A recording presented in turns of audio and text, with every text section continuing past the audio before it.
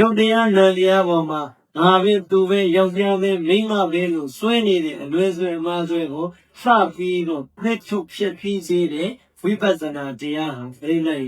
အဲ့ဒီယုတ်တရားနာတရားပေါ်မှာမရှိတာအရှိလုံးတာလေးခွာသွားရင်တော့မငြင်းညမ်းဘူးလား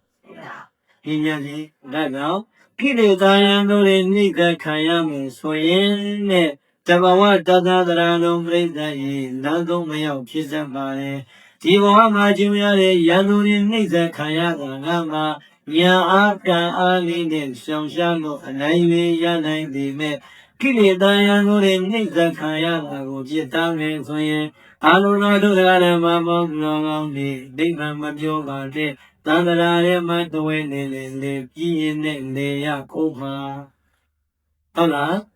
ဆက်ရောက်ဘာဝနာပညာရောက်အောင်တွားလိုက်ပြီ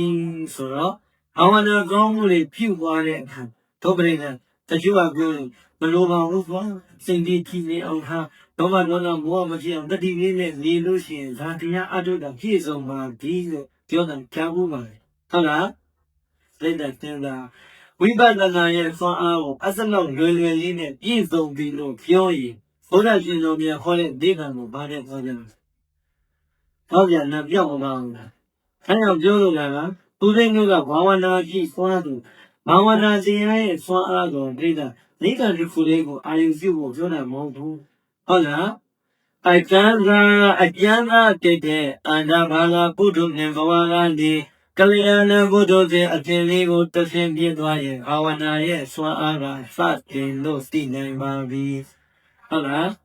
ဒါကြောင့်ဝိပဿနာတရားအလုံးအထုတ်ခဲ့ပါလေ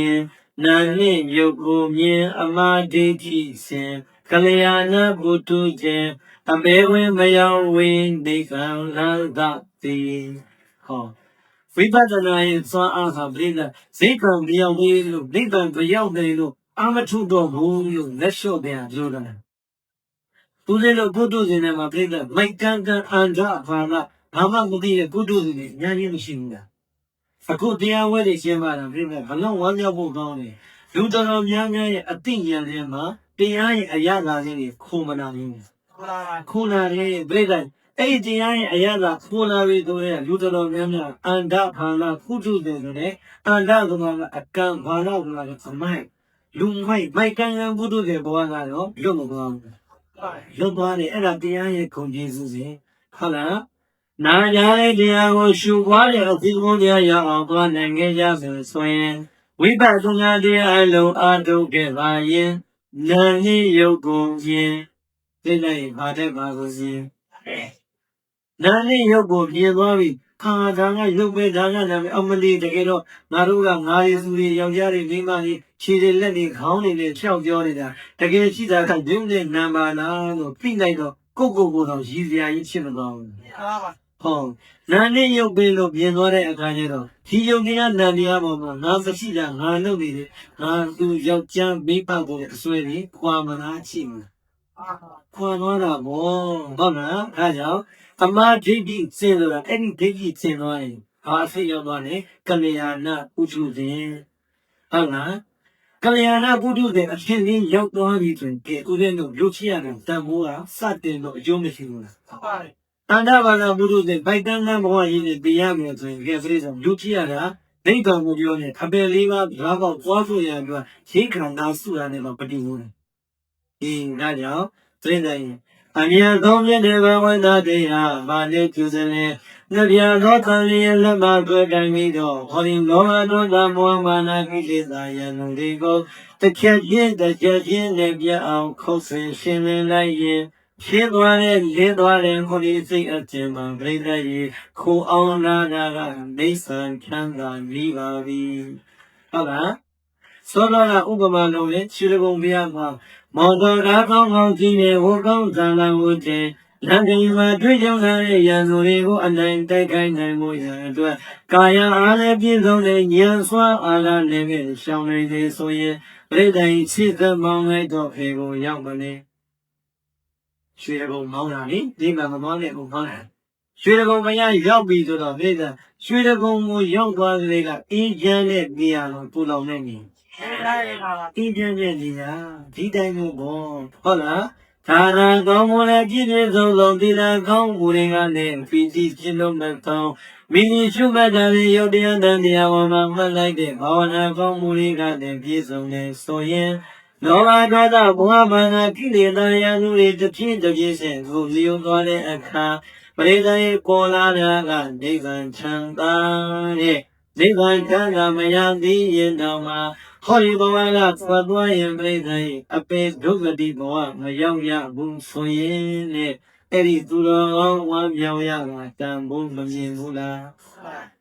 ဒါကြောင့်တကယ်ဝမ်းမြောက်တဲ့လေအင်းဆိုတာပြိဿဖေရောက်မှရမယ်ဘာဝနာရောက်မှရမှာဟုတ်လားသာသာလေးတွေချက်ထားလို့ရပါမယ်ဒါကြောင့်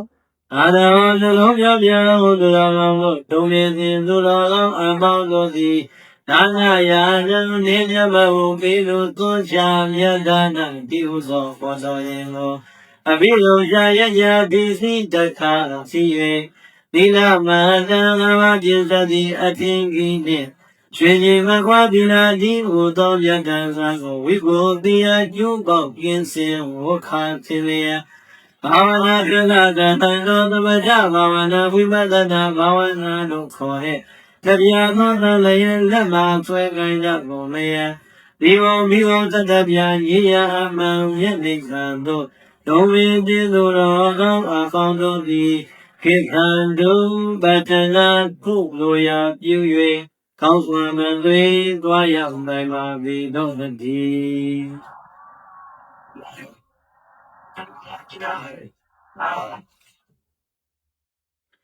ကဲမင်းသားတကယ်ဝမ်းမြောက်နိုင်မှုအဖြစ်ဆုံးတာဒီလောက်လေးနဲ့ရှင်းနေလို့ရပါမလားငါတို့ဒီဒါနတော်ဝေယမှာစွမ်းနေနာကြောင့်ဒီရည်စင်းလေးပါးလေးနဲ့လူခဲ့ပြီးပါပြီခေါ်ရပါရက်သားဘုရားရှင်တော်များဟောကြားခဲ့တဲ့တရားဓမ္မတွေကိုလည်းပဲလောကကုသရေးရဲ့နှလုံးသားမှာအေးချမ်းမှုရအောင်ငါတို့လူသားခဲ့ပြီးပါပြီငါတို့ရလိုက်တဲ့ဝိဒါနကောင်းမှုလေးကတကယ်ဝမ်းမြောက်ရပေမဲ့တကယ်ဝမ်းမြောက်တဲ့အဖြစ်မရောက်သေးပါလားဒီလာကောင်းမှုငါတို့ဖြည့်တင်ရကုန်မှာချက်ချင်းစတိပေးသွားပါဟုတ်လားဒီလာကောင်းမှုပြည့်စုံတဲ့ငါတို့ရဲ့နောင်နာလေးကဘာမှရအောင်မလဲဟောရယောတရားနန္တရားပေါ်မှာငါမဟုတ်ဘူးမို့တာကိုငါလုံးပြုလုံးနေတဲ့အစွဲကြီးစီခွာဖို့အဲ့ဒီအစွဲခွာပြီးတဲ့တခြင်းအငြိတန်နိဗ္ဗာန်ကိုမျက်မှောက်ပြုနိုင်ဖို့ရန်ယုတ်တရားနန္တရားရဲ့အပေါ်မှာသွန်နိုင်တဲ့ဝိပဿနာနည်းလမ်းတွေနဲ့ရှုမှတ်ပွားများအားထုတ်ဖို့လိုပါသေးတယ်ဒီဘာဝနာတရားရဲ့ဖြန့်သာရတကယ်ခံစားခွင့်ရတော့ပြီဆိုရင်တော့ငါတို့ဒီလူဘဝတွေကသွန်ပွားသွားတဲ့အချိန်နိဗ္ဗာန်ရောက်ပြီးရင်တော့မှအပင်လေးပါတော့ဝေးသွားပြီးရင်လုံးမိမိရနိုင်တဲ့အခွင့်အရေးကောင်းတဲ့အတွက်ရအောင်ယူလို့တကယ်ဝမ်းမြောက်နိုင်တဲ့ပုဂ္ဂိုလ်ကြီးဖြစ်ဖို့လိုပါတယ်ဟုတ်လားရက်ပါဘုရားကဝမ်းမြောက်ခြင်းဆိုတဲ့အရာကိုပြိဿဒီအဖြစ်စွာဖို့ပြနိုင်ဘာဝနာအားထုတ်တဲ့အဖြစ်သွားပါဟုတ်လားဣဒံမောဒတိပိစ္ဆာမောဒတိကလပေါညောဥပယထာမောဒတိသောမောဒတိသောဗမောဒတိဒိဋ္ဌဝါကမ္မဝိသုဒ္ဓိမတ္တနောဘေကဝေပရိသလိဝจิตာจิตမိသောတတဘောညောဒါနာကောင်းမှုသီလကောင်းမှုအာဝဏကောင်းမှုလို့ခေါ်တဲ့ကောင်းမှုသုံးပြားကိုညီညွတ်စွာပြုပြီးသွားတဲ့သူတော်ကောင်းသည်သိတဲ့ဒါနာကောင်းမှုလေးတစ်ခုလည်းဟောရလားဣရာဖြစ်သောဘလောကဤလူဘဝဝင်လည်းပဲမောဒတိငါလူဖြစ်ရတာဖြင့်စံကိုချီလိုက်တာလူဘဝရင်မှာရအောင်ယုံနေတဲ့ဒါနကုသိုလ်ဒီနာကုသိုလ်ဘာဝနာကုသိုလ်တွေငါရသွားပြီလို့ဟောဒီဘဝမှာနေရောက်တဲ့မှလည်းဝမ်းမြောက်ဝမ်းသာတွေးစင်ဖြစ်နေရပါလေဟုတ်လားဘာလို့ဥပမာပေးလိုက်လဲဆိုတော့ပန်းမျိုးကိုပွင့်မြည်တဲ့ပန်းကြီးရဲ့အလယ်မှာရက်နေတဲ့ဥယျာဉ်ပူကြီးစိတ်လိုက်ဒီပန်းတွေကဒီကနေ့ကျမှမိုးပေါ်ကကြာပွင့်လာတာလားစိုက်ချင်ခိုက်ခရနာပန်းကြီးရဲ့အလယ်မှာမျိုးသိနေချပြီးပြီးတဲ့အချိန်ကလေးကရေလောင်းရတဲ့ပေါင်းရှင်ရတဲ့တပြေဟောသားမြောင်များစွာတည်ရတယ် တချင်းတဲ့တဲ့မှာပန်းနေခွင့်လာရင်ဆိုတဲ့အခါမှာပန်းကြီးရဲ့အလယ်ကိုရက်နေတဲ့ဥယျာဉ်ဘူးရဲ့အပြုံတွေကျက်စီရှိလိုက်တာမိကြီးရဲ့တရားစုံသားကြည့်လိုက်ကြတော့လေကြက်ပြီးကြည်လာတဲ့တောင်းဝဲလှလှတွေမြင်နေရတယ်မိကြီးရဲ့အဝေးကိုမျောကြည့်လိုက်ပြန်တော့လည်းပဲရှင်မဆုံးတဲ့ပန်းကြီးကိုရေဆွေးစီရပါလေကိုယ့်ရဲ့ခွန်အားတွေအတွက်အဲ့ဒီပန်းဥရဲ့ဘူးကြီးတိတ်တဲ့ဝမ်းမြောက်လို့လားဝမ်းဒီတိုင်းဟုတ်လားဟောဒီလောကကြီးမှာလူပြည့်ရတဲ့အချိန်လေးမှာဘုရားရှင်ကိုယ်တော်များဟောကြားလိုက်တဲ့ဒီတရားလေးအတိုင်းပါပဲအာလောကဒုရရမဘောင်းကနာကောင်းလေးဒါနာကုသိုလ်လည်းရအောင်ပြုလို့သီလကုသိုလ်လည်းရအောင်ကျင့်သုံးဘာဝနာတရားလည်းရအောင်ပွားများလို့နိုင်ခဲ့ပြီဆိုရင်ဒီဥယျာဉ်ကြီးလည်းမရနေတဲ့ဥယျာဉ်မူကြီးတရားလိုပါပဲ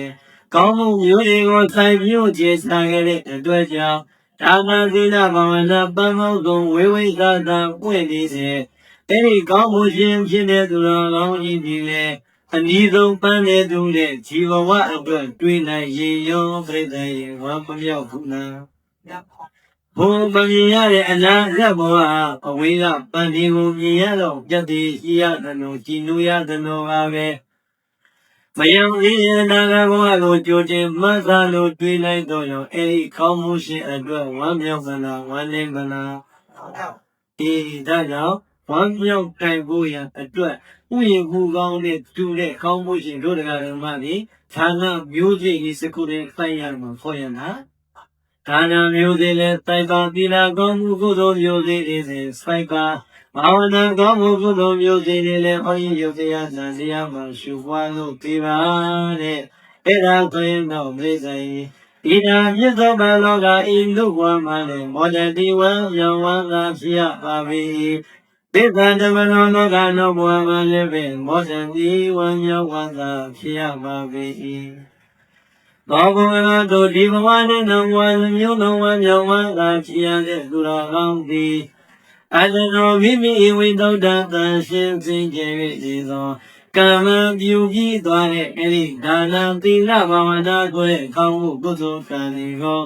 ဒိဋ္ဌဝါတွေးလိုက်တဲ့ကောင်းမြင်အောင်လားကိုတွေးတိုင်းမောတတိဝမ်းမြောက်ဝမ်းသာဖြစ်ရပါပြီပမောတတိအထုတော်ပြပြတကယ်ဝမ်းမြောက်၍တကယ်ပဲဝမ်းမြောက်ဝမ်းသာဖြစ်ရပါပြီဒီလိုဘဂဝါဘုရားကြောင့်ပါသခင်ဘုရားရှင်ကိုယ်တော်မြတ်ကြီးသည်သောသာ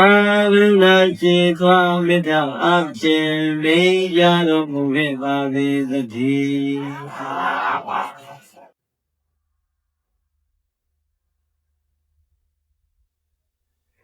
ဣဒံမောဒတိနိဗ္ဗာနမဒေသနာသတ္တပိဏဝံနေဝိဟရတောမဟာဓမ္မိကဥပါဒကံအာရမဂတိတိဣဒံမောဒတိနိဣမန္တမဒေသနာဣဒံမောဒတိဤသောအသจิตသောအာရတော်မြတ်ဖြင့်သံသာစေသောဣတရားဒေသနာတော်မြတ်ကိုသတ္တလူနာတို့၏ပြာဖြစ်တော်မူသောသမီးတို့ဘုရားရှင်ကိုယ်မြတ်ကြီးစီသာဝတိယသံဝတိပိတံအနာဒပိလိကသာနာတပိသတိဤအာရမိယဖြစ်သောဝနှလုံးဝင်လျောပြောင်းဝိဝေယဖြစ်သောဇေတဝံမြေသေသောရောင်မောသတိကြောင့်၌ဝိဟာရံသောသရင်လုံးဆံပြောတော်မူခြင်းမဟာဓမ္မိဥပါဒကမဟာဓမ္မိကမြည်ရပါတဲ့ဥပါဒကကြီးကိုအာရမအကြောင်းပြု၍တတိတိကရုဏာရှိသောမေတ္တာအဖြစ်ပေရတော်မူခဲ့ပါပေသတည်း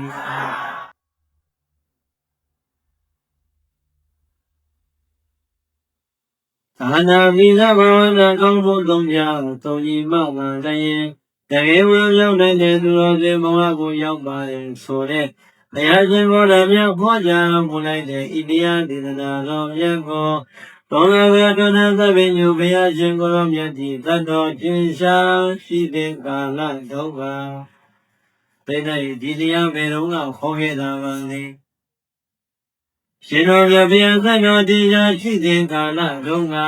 အနာတဝိမတိသတ်တော်လိုတဲ့ဒီတော်ရွှေချောင်းတော်ကြီးရဲ့အမောမှာဆံရသာသာတဲ့တည်သုံးလုံးစံတော်မူတဲ့အချိန်နဲ့ ဧနဝတိမြို့ကမဟာဓမ္မိကအမိရတဲ့ဥပဒကကြီးကိုအကြောင်းပြုမှုဟောကြားတော်မူခဲ့တဲ့တရားတော်ပါဒီမှာဘုန်းကြီးဆရာတော်ရဲ့သူပိုင်တရားဟောရဘုသူရဲ့မူပိုင်နဲ့တရားရဲ့မူပိုင်မှာဟုတ်လားရှင်တော်မြတ်ဘုရားမဟာဓမ္မိကဥပဒကကြီးကိုအကြောင်းပြုလို့ဟောဒီတရားကိုဟောကြားတော်မူခဲ့ပါလေတဲ့မဟာဓမ္မိကဆိုတဲ့ကပြိတ္တရအကြီးကြီးပဲမဟုတ်ဘူးလားဘာကြောင့်ကြီးကြီးဖြစ်သွားရတာလဲဆိုရင်အဲ့ဒီဖြစ်တော့ကသာဝတိရုပ်ကိုဓမ္မိကဥပါဒကပေါင်း900ကျော်ရှိဘယ်လောက်ရှိလဲ900ဓမ္မိကဥပါဒနာ900ခေါင်းဆောင်ရဲ့နောက်မှာလေတပည့်က900ပြီးတော့ဓမ္မိက900ပေါင်းကအများကြီးဖြစ်တာသို့တော်ပြိတ္တရင်အဲ့ဒီဓမ္မိကဥပါဒက900ပဲပါတော့အခုပြောတဲ့မဟာဓမ္မိကဥပါဒကကြီးဒီအကြီးဆုံးဖြစ်တဲ့အတွက်ကြောင့်ရှိကဝိသေသတစ်ခုပါလာတယ်မဟာဓမ္မိကဥပါဒကဟုတ်လားမဟာဓမ္မိကဥပါဒကကြီးဥပါဒကကြီးခွန်ကြီးနဲ့ညီညွတ်တော်ထိတိုင်ပြောသွန်းလို့လာလိုက်တာရှင်တော်မြတ်ဘုရားရဲ့ရောက်တော်မှာဘုရားရဲ့တရားရဲ့သံဃာအရေးကိုမိခိုးရင်တဲ့ညီရန်တဲ့မိသားစုဘဝကိုစီဖောင်းလို့လာလိုက်တာသာသမီကလည်းဘယ်လောက်ရှိတယ်သူသိတဲ့အား9ယောက်သမီး9ယောက်9ယောက်လေဟုတ်တယ်တရေအတွက်ပေါင်းလိုက်တော့အေးယောက်မများဘူးဒီကနေ့လည်းအဲ့လောက်သာသမီ9ယောက်ဝေးတယ်စကူကြိုးလေးတွေဘယ်နှယောက်လောက်ပါစီဖပါနေဘူးဟုတ်ဒီစရိတဲ့ဒီခေတ်ထဲမှာပါတာလေအဲ့ဒီဓမ္မိကဥပဒနာရင်းကိုဖြစ်တာမရှိဘူးဟုတ်လားအားကြောင့်မရှိတာနဲ့ပြီးလေးမြန်ဟုတ်လားအရှင်မယားဟောတာကိုတပိတော်တို့မှာဒူရင်းတုံပြီးတော့နာနေရတာညောင်းရတဲ့အပြင်ရှင်မယားကပြန်ပြီးတော့မမေးပါနဲ့တရားအချင်းချင်းတွေမလုပ်ပါနဲ့ဟုတ်ဆိုတော့ဒီလိုဆိုတို့ပြည်တော့ပြုံးတော့ပြုံးတယ်မဲခက်တီပြီးတော့လေဘုလိုလူကြားတဲ့လူကမဖြစ်ခြင်းမှာတိတိသားလို့အချင်းတော့အပြည့်ပဲမာတော့တိကုန်နေဟုတ်ဟမ်မာသမိကဥပါဒကရေးမှာသာသမီဇနေရောက်ရှိ14ယောက်ရှိဟောဒီမာသမိကဥပါဒကရေးရဲ့သာသမီတွေ14ယောက်ပရိသတ်ရဲ့တရားမှလူစိုးမပါကြပါဘူးတဲ့ဘာကြောင့်ဆိုပါလားလဲဆိုရင်အဖေဖြစ်တဲ့ဓမ္မိကဥပါဒကရဲ့လမ်းစဉ်ကိုလိုက်တော့ပါဘယ်လိုလမ်းစဉ်လဲအဖေကသိတဲ့ဥပါဒက900ထဲမှာအကြီးအမှုဖြစ်တဲ့ဥပါဒကကြီးဆိုတော့သူ့ရဲ့ကိုယ်ကျင်တရားဟာသိတဲ့စဉ်းစားကြရလို့တနာသူ့လက်ချမ်းမှာပြီးနေတဲ့ဒါနကုသိုလ်တွေဟာစဉ်းစားကြရလို့တနာသုယုတ်တရားနဲ့တရားကိုရှုပွားနေတဲ့ဘာဝနာကုသိုလ်ဟာစဉ်းစားကြရလို့တနာဘလို့ရှင်တော်မြတ်ဘုရားရဲ့အရေးအောင်မှာခုပြီးတော့တရားဓမ္မတွေဒါချာရှင်တော်မြတ်ဘုရားတဲ့မှာသံဃာတော်အချင်းမြတ်တွေကိုနေ့စဉ်ပစ္စည်းနေပါနဲ့ထောက်ကံလူရန်ရဲ့ဝေယဝိသကောင်းမှုတွေနဲ့ပြုပြန်တဲ့သီလကောင်းမှုတွေနဲ့ရှင်းဆုံးပြန်တဲ့ယုတ်တရားတရားကိုလည်းဝိပဿနာတရားတွေနဲ့ရှုမှန်ပွားများလို့စီလိုက်တာအဘိဓိဓမ္မသတိကဥပါဒကကြီးကလည်းဥပါဒကကိုကြီးနဲ့ပြည့်စုံတယ်လို့ဝိပဿနာသမီးစရိယကိုလည်းပဲဒီအတိုင်းနဲ့ပြည့်စုံဖို့ဆုံးမလို့သိထားလိုက်တာသာသမီ14ယောက်ကလည်းသိလိုက်အဖိလမ်းစဉ်အတိုင်းသတ္တမတိလိုက်မှပြည့်စုံရတော့မမြောက်စရာမကောင်းဘူးဒီအပရိသတ်ကျေတို့ဗုဒ္ဓဘာသာလေးဆိုပြင်းစရာတစ်ခုပဲအဲ့ဒါဟုတ်လားအဲ့ဒါကဗုဒ္ဓဘာသာလေးအားနည်းချက်တစ်ခုအဲ့ဒါရှင်းရှင်းရှားရှားသိရဘာလို့ဆိုရင်ကိုကတော့ပြုကြတဲ့ဒကာကြီးတွေဒကာမကြီးတွေညားပါဟုတ်လားမိမိကတော့ဒါနသီလဘာဝနာကောင်းမှုပြုကြပါလေသာသမီတွေကိုဆွေးမခွန်နိုင်သေးလို့စိတ်ရတဲ့အကြောင်းလေးကြားရတာလေဇာနာပါပြီစချို့ကြဟုတ်မိဘကလည်းပြိဿရေသာသမီကြောင့်ကျန်းသွားတယ်ဝိထားတာအဖေအမေကလည်းတနေ့ကုလကရှုံးလို့အဖေကလည်းအချိန်နဲ့တပိတ်ဆိုင်ကဘောလုံးခွဲဖောက်တပိတ်ဆိုဘက်ကိုဘုဘကရက်ဒီဘက်ကရက်နေချင်းကုန်နေတဲ့အဖေမျိုးရောရှိဦးမှာအမေရတဲ့ပြည်သားဘုံမလင်းတွေကိုဓမေအလက်မွေးဘူးဓမေတစောင်းနဲ့နံပါတ်ပတ်ရှာဒါအလုပ်ကမလုပ်တကယ်ကြီးတို့ဒီနှလုံးသုံးလုံးနဲ့အချင်းကုန်နေတော့အနည်းပါအတူကိုးတယ်တည်တဲ့အမေကအကောင်းနေရှိတာရှိလို့ကြည့်ကြောင့်မွေးလာတဲ့တန်းပြီးပြင်းနေပါ သမီးလေးတွေကအပြည့်ချရာတိုင်းလိုက်မယ်သားလေးတွေကအပြည့်ချရာတိုင်းလိုက်မယ်သမီးလေးတွေကနှလုံးသုံးလုံးကိုအဝေသက်ကမယ်သားလေးတွေကစလုံးကိုအဝေဆက်ခံတဲ့အခါအကုန်လုံးလုံးသွားလိုက်တာပြားဖို့ပဲကျန်ပါတော့တယ်ဟုတ်တယ်မို့နော်စိတ်သက်သင်လာတော့အပြည့်အမီရဲ့လမ်းကြောင်းထားလို့အရေးမရှိဘူးလားခိုင်းမှာမဟာသမီးကဥပဒနာသာသမီ14ယောက်ဝေထားပြီနဲ့မင်းကြီးရဲ့ကျင့်တဲ့လုပ်ငန်းတွေကဘုရားတရားငါးရဲ့အရေးအောင်မှာအာငါနဲ့ပြောတိလာနဲ့ပြောဘာဝနာတရားနဲ့ပြောတဲ့အခါကျတော့သာသမီလေးတွေကလည်းပဲအပိနတ်စရတိုင်းဒါငါနဲ့ပြောရင်တိလာနဲ့ပြောရင်ဘာဝနာတရားနဲ့ပြောရင်ပြီးတော့ဘာသာတရားရဲ့အရေးအောက်မှာရှိလာတဲ့သာသမီရဲ့ခံစား권သိတဲ့ဒီမိဘရဲ့အရေးဆုံးစိတ်ထမ်းလာရမှာမဟုတ်ဘူးလားအဲ့တော့သာသမီလေးတွေခိုးလာပြေးလာတဲ့အခါကျပါဗျာဘယ်တော့မှမွေးတယ်လေဘုန်းကြီးဘုံဘုံရဲ့ဘုံဘုံသားကိုခေါ်ဆုံးမှာပါဘုံဘုံကြီးကိုခေါ်ဆုံးမှာပါဟုတ်လားလူမျိုးကြီးပြင်စင်တာကိုွယ်ထားတယ်သာသမီရဲ့မနေတော့ဟုတ်လားဒီလိုဟုတ်လားအဲ့လိုပဲငါပေးလို့သားတော်ပြီးတော့ရတယ်မနေတော့အဲ့တော့ပြောတယ်ဘုံဘုံလေးကိုမွေးထားတာပဲအကျိုးတဲ့အကြောင်းနဲ့ပြောဆုံးမှာပေါ့လို့အမလေးဘုံဘုံတို့စကားမှနားထောင်တယ်တပည့်တော်တွေဖုတ်ပြီးတဲ့နဗီဖြစ်တဲ့တော့မထင်ဘူးဆိုတာဒီပေါ်ရှိတဲ့တင်မအဲ့နဗီရလည်းအမြဲတမ်းကြောင်လေးရောက်နေတာဟုတ်ဟုတ်လားအဲ့တော့ပြင်းတယ်ပြီးပါလေရတယ်ကျင်းမှာသာသမီလေးတွေကလည်းမိဘရဲ့နန်းကြောင်းပေါ်မှာလိုက်ဖို့မလိုအပ်ဘူးလားလိုအပ်ပါပဲဟုတ်လားဒါကနောက်ဦးလေးတို့တရားကတိတ်ပြီးတော့ပွေသွားမှာဆိုလို့ဟုတ်လားဒါကကောင်းသောဒီကကောင်းဖို့ဘာဝနာကောင်းဖို့ရမှလည်းပဲဒီဘာကခိုက်ချကောင်းဖို့လိုအပ်ကုန်လို့ပါပဲလူမှုရေးတော့ကလည်းလူမျိုးပေါ်မှာပါလာပေါ်မှာတန်ဖိုးထားတဲ့အခြေအနေကြတော့ရောမိဘဘဝတန်ဖို့မရှိဘူးလားရှိတယ်အမျိုးကုန်းဘာသာကုန်းတာမန်ကုန်းစောင့်ရှောက်ထိန်းသိမ်းတဲ့ဖို့ရအတွက်လည်းပဲမိဘစကားနဲ့ရှိတာမျိုးလုပ်ပြမှာသာသမီကနားအောင်မှာပေါ့ဟုတ်လား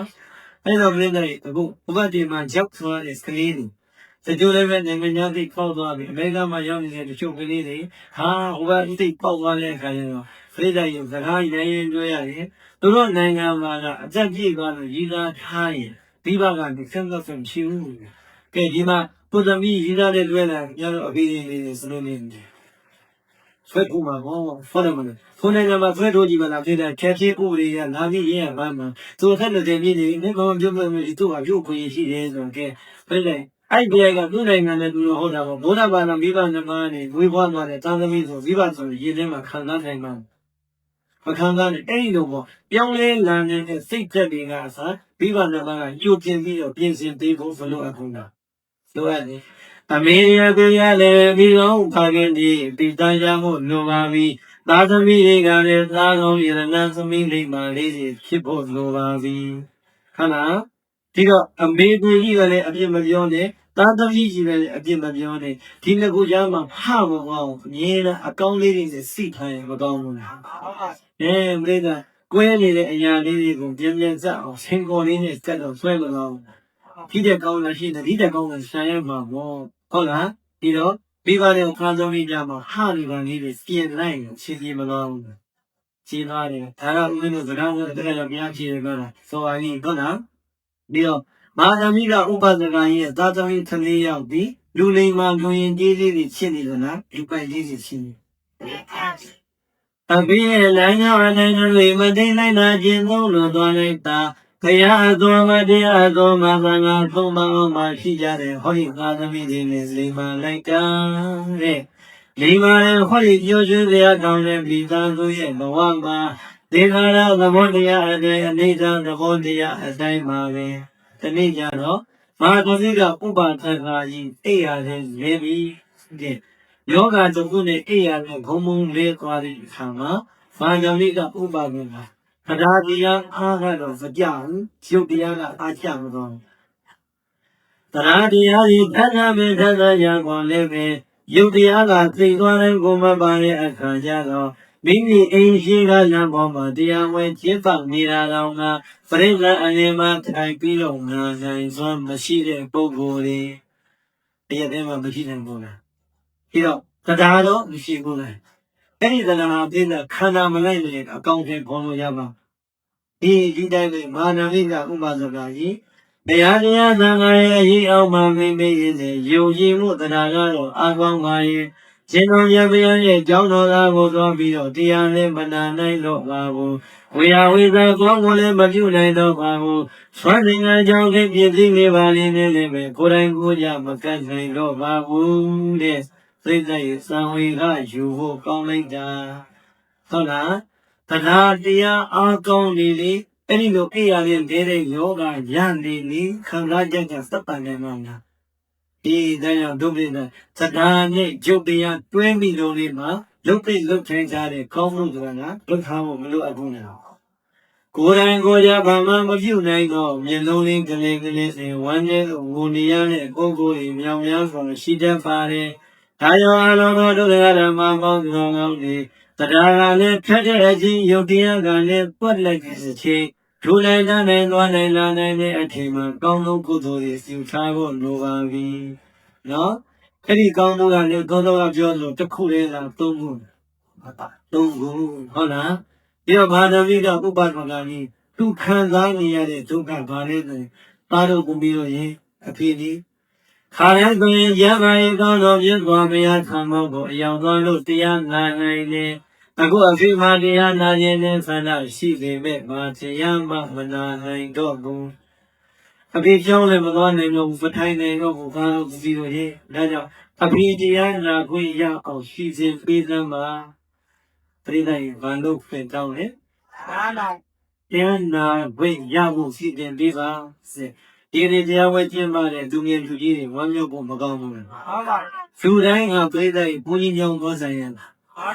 ကိုအခုအရက်ထဲမှာတော့ဘာပဲပြောပြောစိတ်ပါပါမပါပါအပြင်းကြီးတော့ဓာရှိလိုက်ကုန်မယ်ဆိုတာနာရင်လည်းပဲတလုံးစုရင်လည်းမအတိညာတိုးသွားရင်ကိုအထူးကစံဖို့မကြည့်ဘူးလား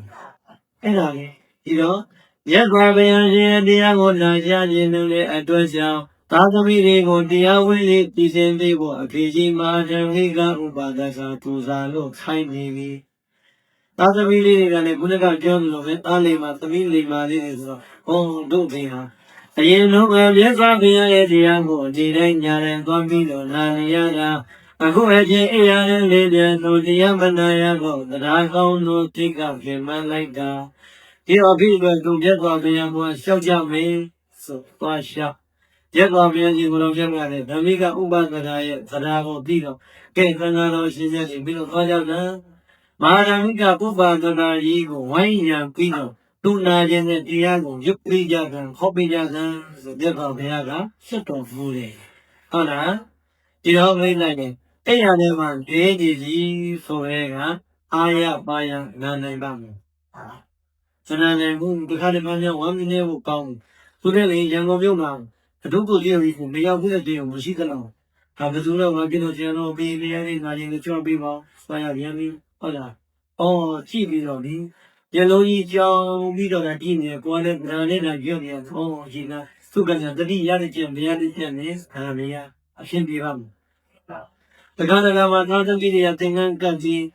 ကပ်ပြီးလေဒီလက်လေးဒီလိုက်ဒီလက်လေးစီးလိုက်လက်ကလေးနဲ့သာကြည့်ရမယ်ကြည့်လိုက်ဒီခိုင်းရတာကအဲဆွေးကြည့်စနာဖို့မကောင်းဘူးသူ့ရင်ထဲမှာဘလောက်ခံစားမှုရှိသားငါကြမ်းပါရေကောင်းတော့ကလက်တပနဲ့အာရပါရဖြတ်ရတဲ့ဒီသင်္ကန်းအခုတော့သောတပိရိလက်တွေကသင်္ကန်းကိုလက်လေးနဲ့ထိတာတော့မှမနေတော့ထိနေရတယ်ဒီအတွေ့အမဝင်နိုင်ဘူးဝင်နိုင်တယ်ဒါကြောင့်သိစားကုသိုလ်ပုံကြဘယ်တော့မှလောက်ဖကြသေးတယ်စွမ်းနိုင်တဲ့အချိန်ကြောက်အောင်လည်းယူထားဟုတ်လားဆရာမဟာဓမ္မိကဥပဒနာယတရားနာဖို့ပဲ့လို့သံဃာကြီးကြွလာမဟာဓမ္မိကဥပဒနာကြီးရဲ့ပတ်ဝန်းကျင်ဝိုင်းရံပြီးတော့ကိုတော်မြတ်ဒီမြတ်ဘုရားကိုတပည့်တော်ရှင်တော်မြတ်ဘုရားဟောကြားတော်မူတဲ့မဟာစတိပဏာနသုတ်တန်တရားကိုနာကြားလိုပါတယ်တပည့်တော်အကျွမ်းရုပ်ပန်းလို့ပြင်းသနာတော်မူကြပါစေအိယာရမပတ်လလန်နေတဲ့တောင်းလေးချင်းစေနာကြလို့နေတယ်ကြွားရတော်မူလာတဲ့သံဃာတော်အချင်းများကိစ္စရှင်ပဲရက်တော်ဘုရားအမိန်ကြီးတော်မူတဲ့အတိုင်းနဲ့အာရပါရနဲ့ရုပ်ပွားလို့နေလိုက်တာလောကကြီးတော်ပြည့်စုံတိုက်သွင်းကိုရစခါတကအံ့ဩဖို့ကောင်းတယ်အခုမဟာဓမ္မိကဥပနာကံဘာလုံးတရားနာနေတရားကိုနေ့နေ့ကြရရိုးရိုးသေးသေးနဲ့နာနေတဲ့အချိန်ပရိသတ်ရင်တာဝန်သာကျုမာတဲ့တာဝန်ကယာမတုတိတာစိမန္တတိ ပရဏိမိနဝသဝတိလို့ခေါ်တဲ့လက်ကြီးဖြောင်းစားကလက်သမီးတွေလည်းဟိုဘက်ဒီဘက်အပြိုင်ပြင်းလို့ဆရာကောင်းခက်လို့ရှုပ်ရှက်ခက်နေရတယ်။လက်ကြီးကတော့လက်သမီးတွေလည်းပညာဦးတဲ့ဘာဖြစ်နေရလဲဆိုစိတ်ဓာတ်ရရှာကြတာဟုတ်မလို့လက်သားလည်းရှားလိုက်တာဟေးတယောက်900ခွဲတော့ခွဲလာတော့မှအခုတို့မတော့ဘူးလူကြီးကြည့်ရပါအောင်ဘယ်သူများသိပြီးလက်သားဖြစ်မလဲဆိုလက်သမီးတွေအောက်ကိုကြည့်လက်သားရှာတာဟုတ်လားရှားလိုက်တော့ပြိတ္တရင်သူ့သွားတွေ့တယ်ဆိုဇက်ရင်ကြည့်နေတဲ့ဓမ္မိကဥပဒကတရားနာပြီးရင်နေတော့မှပြီးရင်လက်သားဖြစ်လာတော့အကုန်လုံးလက်တွေကသိတယ်တော့တွေ့ပြီအောင်မင်းသာဟုတ်ဒီယောကမဟာဓမ္မိကဥပါစကာကြီးဒီကနေ့ပဲလက်တို့ပြေကိုရောက်လာတော့မှလက်တွေကိုခါတဲ့လက်တွေနဲ့ကြည့်လိုက်တော့လက်သမီးအချင်းချင်းလည်းသိနေတော့ဟဲ့တို့ဒီလိုကျန်တဲ့ကောင်မတွေတိတိကျကျကြည့်တယ်ဆိုတော့အမလေးသိတာလက်တွေဆောင်းတာအကုန်လုံးခံကြောင်းနဲ့ဆောင်းနေတဲ့လူတွေကြည့်တော့လားဟဲ့တော့သူကလည်းကြည့်တော့ဘင်းနေတော့လေဟိုဆိုလည်းပဲကြည့်ဆိုလည်းအားတက်နိုင်တယ်အကုန်လုံးကူးတဲ့လူကကြောင်ညာဝင်မှာပေါ့တယ်ခံခဲ့တော့ဒီမှာနားနေတာကတရားနာနေတာဘာနာနေတာလဲငါကတော့ပြင်းပြတဲ့ယုံပန်းနေတဲ့မဟာသတိပဋ္ဌာန်တရားကိုနားနေတဲ့အချိန်နတ်ပြည်ကနတ်သမီးတွေတဲ့ကြိုက်လိုက်တာဆမ်းမကောင်းနိုင်အောင်ကိုကြိုက်တာမဖြစ်ဘူးဟိဘုံကောင်ကလည်းမသိရင်သူ့ပြည့်မချုံညာဝင်မယ်ဆိုတခါနဲ့နေရထားချောင်းတဲ့သူ့နတ်ပြည်ကိုယ်စားပြီးဆိုင်လာတဲ့ဆိုစိတ်ကဖိုက်လိုက်တိုင်းတော့ဓမ္မိကဥပဒကရဲ့အိမ်ကောင်းနေရမှာအကုန်လုံးဆုံးဟုတ်လား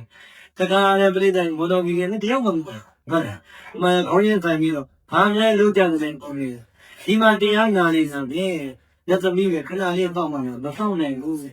ဒီဘက်ကတရားနာနေတဲ့တွင်ဘုဘကနေတာဝန်သာလက်ပြေကလက်သမီးကကြောညာဝင်ပြီးဟော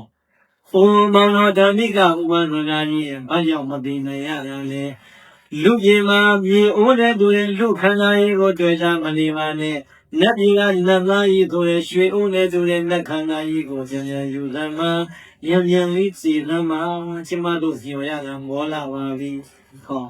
စိတ်ကကြောညာဝင်ပြီဟုတ်လားကြောညာဝင်တဲ့အခါသူလည်းပြောမှာသူလည်းပြောမှာကျမတို့လက်ပြင်ကကျင်တို့လူကျင်တို့ပဲဘီယာတီရှင်တွေပေါ်ပါတယ်ဟုတ်လားလိုက်ကလေးသွားရင်လည်းသူလည်းဖွင့်ပြီးတာပါမယ်ကျမတို့ဒီရောက်အောင်လာခဲ့ပါ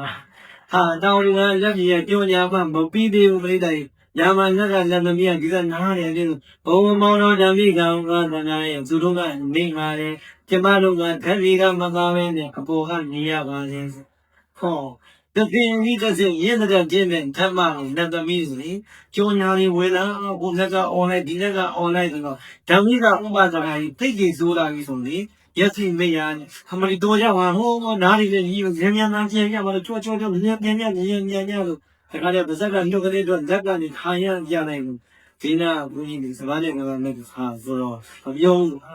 အတားရဲ့အရှိကြီးမဟုတ်တဲ့ဖွင့်ရစိတ်ကတော့မကျင်ဘူးအောင်လို့ဆိုတော့မှတ်တာဟမ်အဲ့ဒါဓမ္မနဲ့ဓမ္မလက်ကုပ်ပြီးတော့ဟုတ်လားကဲကိုတော့ပြန်ရအောင်သဘောပေါက်တယ်မို့လားနားကြီးပြန်တော့ဆိုတယ်ကိုတော့အားတော်မနာတော့ခေါ်ကြသို့ဆိုပြီးတော့ကိုတော်လေးနဲ့အလားလေးပြင်းနေကြည့်ပြီးတော့လက်ကုပ်ပြီးထားတာခန့်တာပြန်သွားတယ်သာသမီးကြီးကြည့်ပြီးစိတ်မကောင်းအောင်ကြည်စံအာနာကိုကောင်းလိုက်တာဘုရားကငါတို့ရဲ့အပင်ရက်သွားမရရဲ့တရားများနာကြရမယ်ဆိုရင်ပူတယ်လည်းမကြီးနာတယ်လည်းမကြီးကြိုက်တယ်လည်းမကြီးတဲ့ပျော်ပျော်ရွှင်ရွှင်နဲ့အချိန်တိုင်းမှာငါတတ်တာအခုအဖေဒီအမီရောက်အောင်သတိရင်လုတ်ခင်းသွားပြီတင်တယ်မင်္ဂလာရှင်မြတ်ဒီပြိပါလပါဒရာထက်တဲ့နဲ့ရုပ်ပတ်ပြီးနေတာတော့မှအပိမာတရားငါခြင်းနဲ့သိတိကျင်းသွားပါပေါ့လားခုမှကသူနဲ့လက်သမီးပဲတည်တယ်ဒီကသမီးတွေကြားနိုင်မှာမကြားနိုင်တော့သမီးတွေသားတွေသိခဲ့မကောင်းပြင်းပြီးတော့မျက်ရည်ကျတယ်မျက်ရည်ကျနေတဲ့အခါသိတဲ့ဟောဇာကတော့ရှင်မြတ်တွေလည်းပြန်သွားတော့တရားသံကလည်းညင်သွားပြီးလက်ပြကျောင်းကလက်သမီးတွေလည်းကြောင်ညာအပြိုင်ဝင်လိုက်တာမောပြီးတော့သူလည်းပဲခဏနားတဲ့အထိဟုတ်လားသတင်းဝင်သွားတာဟုတ်လားခဏနားတဲ့အထိအသက်ငါးလုံးသိသွားတဲ့အခါဓမ္မိကဥပမာရလုံးလေးဖွင့်ကြည့်ဟဲ့အခုတော့အနာနေညီသွားပါလားဟာအနာကတော့ရှင်တဲ့ဘယ်ရောက်ကုန်တော့ဒီအပြေလုံးပြီးစောစောပဲပဲအာမနာဆရာမမျိုးဘုန်းကြီးညီသွားပြီးတော့တော်ကြပါတော့နားကြီးလာပြီးပြန်ကြပါလို့ဆိုတော့ကိုမကိုတော်လေးမှပြန်သွားတာဘို့ဒီမတို့ကျွန်တော်တို့အားနာလိုက်တာအပြင်ရဲ့ဆိုတောင်ကြီးကျောင်းတွေဒီမပြောပါဘူးဆရာကံပရိသတ်တော့သူပြောလာမပြောဘူးတော့ညာဒီလိုစုမျိုးဟုတ်လားပြောရင်လည်းသူမပြောဘူးဆိုလည်းလူပဲဟုတ်လားအဲ့ကြတော့လေသားရီသမီးတွေသွားပြီးငါတို့ဒီ ကိုပြောရင်စကားကိုတော့မှကိုပြန်ပြီးတော့တတိမရနိုင်တော့ပြန်ဘူးအဖေသောကအဖေကိုယ်တိုင်ပြောတယ်ဒါလို့သမီးတို့ရှားတယ်ကိုအဖေမပြောလို့အဖေစိတ်တွေဘယ်လိုများဖြစ်နေလဲတတိယတစ်ချက်မြတ်တစ်ချက်ဖြစ်နေလားမဝိုင်းပြီးတော့ဘေးတတိယကိုသားတို့သမီးတို့ကဖြင်ဖားတာကိုတဲ့အဖေပြောတာကတန်ခေါ်တော်ရှင်မြတ်တွေကိုပြောတာမဟုတ်ဘူးဟိုကောင်မလေးလက်ကြီးကြောက်တတ်တဲ့လက်မလေးအဖေကိုစွန့်နေလိုက်ပါငါလက်ပြေးလိုက်ပါနဲ့အတင်းခေါ်ကြိုးညာလေးဝင်ပြီးတော့နားတဲ့အပန်းကြီးအပြင်းတို့နေတော့အဖေဟုတ်တော့လားဆိုတော့အကုန်လုံးသားသမီးတွေစီရောက်နေတာတယောက်ကြီးပါပြီတို့ပြီးတော့မရတော့ဘူးအောက်ပါလိဟုတ်လားအောက်လည်းအဖေရဲ့သီးကလေးအတဲ့တဲ့မှာအဖြစ်ဆိုလိုက်တာ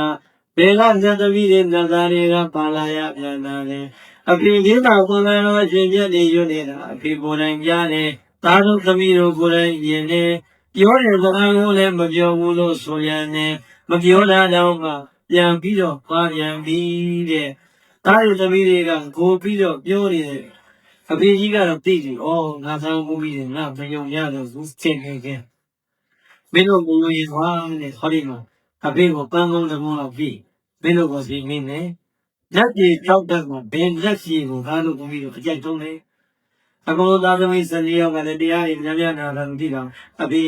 တရားလုံးတို့ဘုရားလုံးတွေတော့ဆိုပြေးတဲ့တုဒိတံနဲ့ပြီးအချိန်ဆုံးကိုဟုတ်ပြီသားတို့သမီးတို့ကြိုက်တဲ့လက်စီကိုပြင်သွားမယ်ပြောဖိတ်ဆန်ကုန်လေးယူအိမ်ကြီးကိုထွက်ပြီးတော့ပြစ်လိုက်တုဒိတံလက်ကြီးကနာတဲ့ဇေယျထားမှာဒီပန်းလေးချိန်ပါပြီလို့စားတော့အော်ပြီးတော့ပြစ်လိုက်တော့ဆိုတော့မယုံတော့ယူတော့နဲ့သားသမီးတွေအိမ်ကြီးထွက်တုဒိတံလက်ကြီးကနာတဲ့လက်တထားမှာဟောဒီသံကုန်ချိန်ပါသေးလို့ညှောက်စင်လိုက်တယ်သိလိုက်ရင်နေရတိုင်းကိုမမြင်ရပြီနဲ့ကောင်းနေရမှာတန်ကုန်လေးကျွဲလောင်ကြာနေလို့မှာသာသမီစီမင်းစတက်ပြီးဆန်းအောတော့ကိုကြည်လား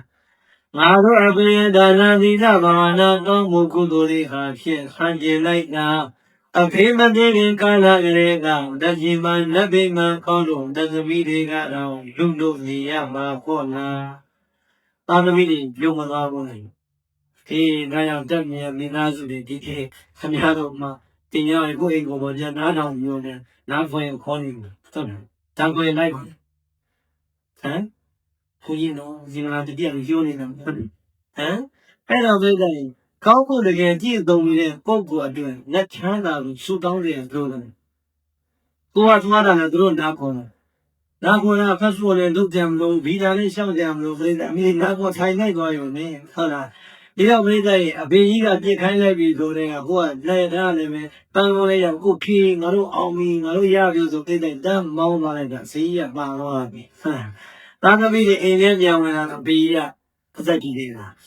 ဖတ်ဝေသွားပြီးတန်တဲ့ဘိုင်းမှာကျဲရီတော့မသွားနိုင်ဘူးဟုတ်လားအဲ့တော့မှသားသမီးတွေကြည်နာသားတို့ရဲ့အမေစိတ်နဲ့တည်သွားပြီးနဲ့ကိုစရာလိုလေးကြဟောရင်လူဘာလူခန္ဓာရေးကိုထုတ်ခွာလို့သွားရပြီနဲ့အဖေပြုလိုက်တဲ့ဒါနသီလဘာဝနာကောင်းမှုတွေကနိဗ္ဗာန်ချမ်းသာကိုတဘဝတည်းနဲ့ရောက်တဲ့ဆရာများတော်နဲ့ကောင်းမှုရဲ့ဆွမ်းအားတွေကလက်ချမ်းသာတော့တန်းပြီးတော့ရောက်သွားပါလားဟောဒီလက်ဘဝမှာလည်းကောင်းမှုတွေပြည့်ရိတ်ကံနဲ့မိဂါလေးနဲ့ကုသိုလ်ကံကိုလိုပရိသတ်လူဘဝပြန်ရောက်နိုင်ရင်ပါရမီဖြည့်လို့ဒိဋ္ဌံစဉ်ကြီးလေးပဲတဲ့အဖေအတွက်ဝမ်းမြောက်ဝမ်းသာပီတိစာရဲနဲ့ပြန်ခဲ့ကြရပါပြီဒီတော့သာသမီတွေရဲ့အဖေအတွက်ဝမ်းမြောက်ဝမ်းသာရှိမသွားရဘူး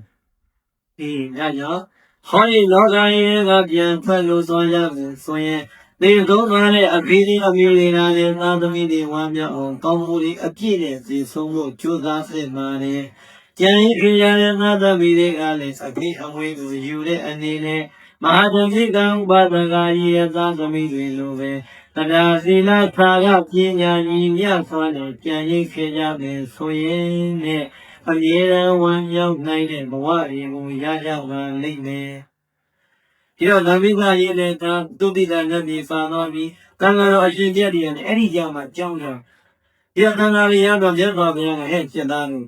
မဟာဓမ္မိကဥပဒကကြီးတရားသိကြနာနိုင်ရဲ့လား။မှန်ပါပါဗျာ။တတိတော်တို့လည်းတေချာရုပ်ပေးပါတယ်တရား။သို့တော်လည်းပဲဒကာကြီးကသေဆုံးတာဒီမှာနည်းနည်းလေးတရားမှကြောက်ပုံရတယ်ဗျာ။တတိတော်တို့တော်ကြပါတော့ဟန်နဲ့ကြီးလာပါပြီတရားကြီးရက်ပါတော့ပြန်ရပါတော့ဆိုလို့သတိတော်တို့ပြန်လာပါလို့ဗျာ ကဲပရိသတ်တန်ဃာတွေကိုပြောရပွင့်ရသုပရိသတ်တော့ပြောမှာပြောလေရပါလေ9မိနစ်ဆိုပြင်ဆုံးပေါ့ဟုတ်လားအဲ့တော့မြတ်စွာဘုရားအဲ့တော့ရှင်သားတို့မဟာသမိကဥပံကကာယတိနေ့စဉ်နေ့စဉ်ဘဝထဲမှာဒါနနဲ့ပြောသီလနဲ့ပြုနေအောင်ကြိုးစားလို့ဘာဝနာတရားပွားများရဲ့နေလာခဲ့တဲ့ပုဂ္ဂိုလ်ကြီးဖြစ်ပါလေမိမိရဲ့ခန္ဓာမှာဖြူစင်လေအဲ့ဒီဒါနသီလဘာဝနာကောင်းမှုကံတွေကိုသိရတဲ့ပုဂ္ဂိုလ်ဒီဘယ်တော့မှကြည်ရမှာမကြောက်ဘူးတဲ့ဒီဘဝကြီးထဲမှာချမ်းသာကိုသိပြီးတော့လည်းပဲပျော်ပျော်ကြီးနဲ့နေနိုင်သွားတယ်ဘဝတန်ခါမှာလည်းချမ်းသာတဲ့ဘဝကိုရမှသိနေတဲ့အတွက်ကြောင့်ရေးရေးကြီးနဲ့သိရပါတယ်စေပရိသတ်ရေးရေးသိဖို့ရောအရေးကြီးတယ်အရေးကြီးတယ်ဟုတ်လားအဲ့ဒါကြောင့်ငါတော်ရှိချက်တွေကိုမြတ်စွာဘုရားကမဟာသမိကဥပါဒကကိုအကြောင်းပြုပြီးတော့မှဒီကာတာတရားကံကိုဟောတော်မူပါတယ်ဟုတ်လားဘေကဝေငါဣဒံဗမေခါသရယံတော်များဥจิตသာတော်ကကြဘုံရောသောမှုကိုယ်လုံးကိုပြုပြီးသွားတဲ့မဟာသမိကဥပါဒနာကြီးနေသူတဲ့ကုသိုလ်ကောင်းမှုရှင်မှန်သမျှဆိုသည်ဤသာပြည့်သောပံတော်ကဤလူဘဝမှလည်းမောဇတိဝမ်းမြောက်ဝမ်းသာဖြစ်ရပါစေဘေကဓမ္မလောကငါဝမ်းမှလည်းမောဇတိဝမ်းမြောက်ဝမ်းသာဖြစ်ရပါ၏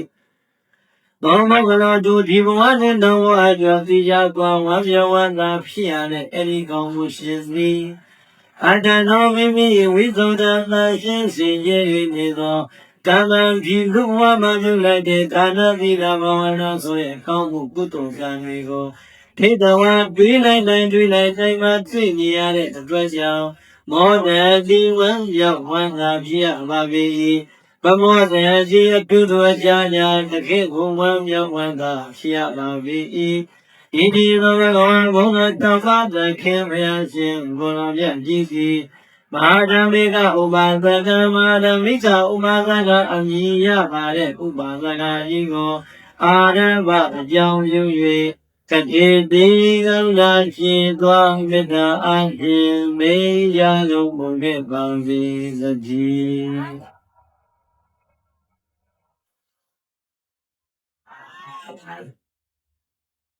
သေတယေတကေဝံမြောင်းနိုင်အောင်ဒါနသီလဘာဝနာကောင်းမှုကိုအောင်ပြုလိုက်တဲ့အတွက်ကြောင့်အပြေရောအာသမီတွေရောသမိသားစုလုံးဘာဖြစ်သွားလဲတကေဝံမြောက်ဖွာရရပြီတဲ့ဝမ်းနေခြင်းဆိုတာနောက်ကပါသေးရဲ့ပမာတော့ဒါကြောင့်အာလုံးကားတော်ရဓမ္မပေါင်းသူတော်ကောင်းသည်ဝမ်းသာရဲ့အတုဖြစ်တဲ့လောကီလူမှုဘဝတွေကနေပြီးတော့ဝမ်းသာရဲ့အဖြစ်မှန်ဖြစ်တဲ့ဒါနသီလဘာဝနာကောင်းမှုကိုပုံကျမြည်အောင်ကြိုးစားပြုနိုင်၍ဒီဘဝမှာလည်းဝမ်းမြောက်နိုင်ကြပါစေဘဝသံဃာမှာလည်းပဲတကယ်ဝမ်းမြောက်နိုင်ကြပါစေလို့ဆန္ဒဖြည့်ရင်းနဲ့ဒီလောက်ဆိုခြင်းနဲ့ပါဒီနေတံသစ္စာဘုံတေညာကုလိတံဝါဓမ္မဒေသနာအဘိနာဒနာသိတိနာသာလူသာလူတိပါဒသာသာရဝတရားနာလာရပါရဲ့ညာရမပေါင်းသူတော်ကောင်းတို့တုံးမီသင်သူတော်ကောင်းအပေါင်းတို့သည်ဒုတ္တဗုဒ္ဓနာဒါနသီလသမာဓိပညာနှင့်သတ်ရှင်သောဘုရားပြာပြာကိုပြီးသွန်တော်မူသောဘုရားဖြစ်ကိုယ်တော်မြတ်ရှိ၏တန်တိကံအတ္တလုံးမဟာဒေတိတံသခေခန္ဓာပေါ်ကြအပ်သောဣမနမဒေလနံဒါနကောင်းမှုပြုလေးပြုပြီးတော့ခြေလက်လေးလို့ခြေလက်လို့လေးမှာဆိုတဲ့အတွက်ကြောင့်သီလဘာဝနာကိုပြန်ကြည့်အောင်ပြုနိုင်ဖို့ရန်အတွက်တကယ်မှမြောက်နိုင်တဲ့ပုဂ္ဂိုလ်ရဲ့ဖြစ်ပေါ်ရန်ဝိသာဟောကြားတဲ့ဤတရားဒေသနာတော်မြတ်ကိုသူနေကြဝါကောင်းစွာယုတ်သိနာကြကြကုန်ကြီးသည်ဖြစ်၍အဘိနန္ဒစေတေနာလွန်နှစ်သက်ရွှင်လန်းဝမ်းမြောက်ဝမ်းသာပီတိဖြာကြကုန်လျက်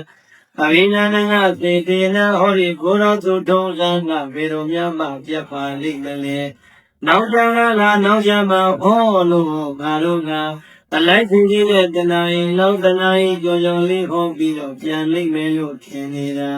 အောင်မကြီးသူတို့ကအတိုင်းပဲတဏှာရင်ကတော့မလျှော်ဘူးရောင်းသေးပါပဲ ကိုတော်ကြီးရဲ့မွန်းမမမိုးနိုင်တယ်ခေါ်ရင်ခေါ်ထိုင်တယ်လို့ရင်းနှီးပါကြည့်ခဲ့ပြီးတော့ကရုဏာလိုလိုဒေါသလိုလိုနဲ့မကြည်တတ်တဲ့အသံလေးတွေများပြောလို့နေကြမယ်ဆိုရင်ပြိဿကြီးအပြစ်တော်ကြီးနဲ့သွေးနဲ့ပဲဒီကိုယ်တော်ကကြည်ကျင်နဲ့ခံယူသွားပါမယ်